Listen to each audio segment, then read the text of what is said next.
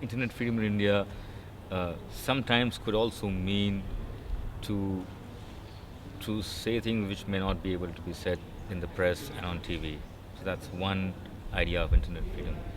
Uh, it also means it has tended to mean a highly individualized form of freedom. So that's the other kind of thing which is there. Uh, Internet freedom tends to attract and generate much more reportage in the press than issues dealing with press freedom or television freedom. And that's something which came up in the session as well, and I'm a bit concerned about that. It's not that internet freedom is less or more important than press freedom, but the space in the public arena is increasingly being gobbled up by issues of internet freedom at the cost of issues on press freedom.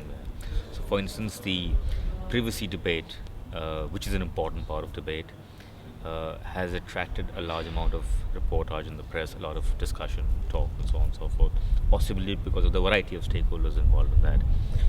Whereas, possibly at the same time, if regional journalists have been arrested and kept behind bars for a long period of time, that has not been amplified as much. So that's a very interesting kind of dilemma, which I think both policymakers and media reform people are kind of dealing with. Uh, I'm also wondering whether internet freedom largely also implies on the freedom of the English speaking and writing people. Um, um, and therefore, what does it mean if you're not on the internet, or if you're on the internet and your dominant language is not English? Then what does internet freedom have to offer to that constituency? And there's a large constituency in India on that, and there will be a large one, of course. So that's also quite interesting in terms of internet freedom for whom, um, and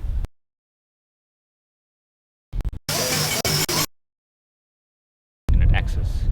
I think very often the tendency is to sort of assume access, and then after that talk about internet freedom. And therefore, in these two debates need to be brought together rather than being kept separate. Um, yeah, internet freedom debates then also connect with issues uh, on privacy, on IP.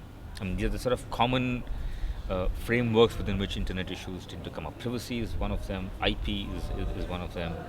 Um, Freedom of expression in the sort of simplest form.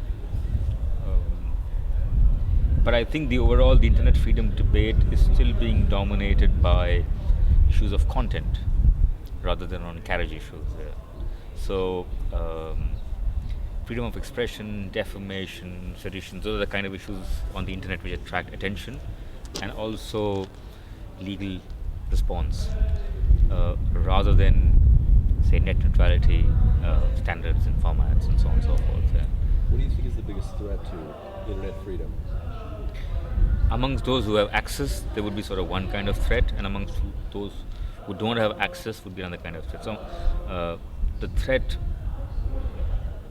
by internet freedom to those who don't have access would mean that their issues would get sidelined there. And I think it's interesting because the internet is both the tool to advocate this and also the object of advocacy.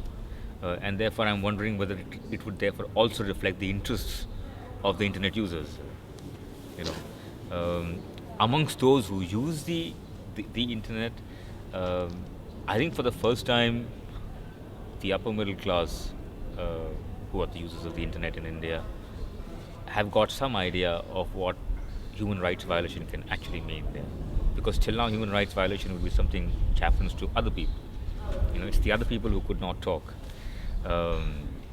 Whereas I think now there is a bit of sense that there is something in the human rights activism which might concern me much more closely than what I had thought about 10 years ago.